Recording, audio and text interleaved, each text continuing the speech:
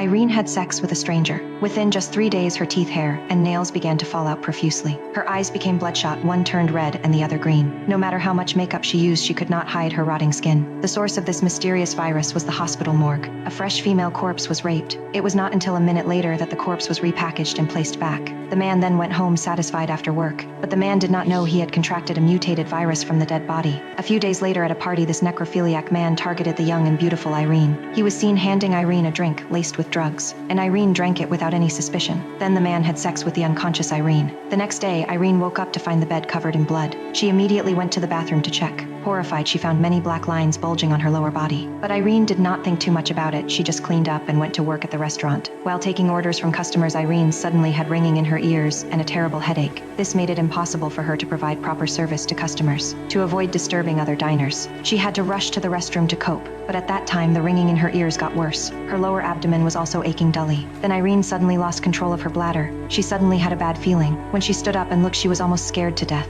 because her waist was actually bright red blood. Irene suspected it was an STD from not using protection that night at the party, so she hurried to a nearby clinic for an examination. She explained her condition to the doctor. The doctor said her heavy bleeding was likely inflammation from poor hygiene. The headache and tinnitus were due to high cranial pressure from too much stress. Just prescribing more medication would be enough. But Irene felt it was not that simple. So she showed the doctor the bulging black veins on her lower abdomen. The doctor said it was probably a skin disease. Prescribing one more skin medication would solve it. Hearing this, Irene did not think about it further. But when Irene returned home, she was terrified to find her left eye severely bloodshot. While brushing her teeth, she felt her teeth were loose. With a light touch, her teeth fell out. After using the toilet, she completely missed noticing a maggot had fallen on the floor. That night, Irene suddenly felt a warm surge in her throat. Then Irene leaned over the toilet and vomited repeatedly. But what she vomited was all foul-smelling blood. Until exhausted from vomiting, she fell asleep on the toilet. When she woke up again and looked in the mirror, she felt utterly hopeless. She just wanted to wash all the filth away, but by then her whole body was numb and she could not feel the hot water temperature. This story teaches us to be careful when choosing friends.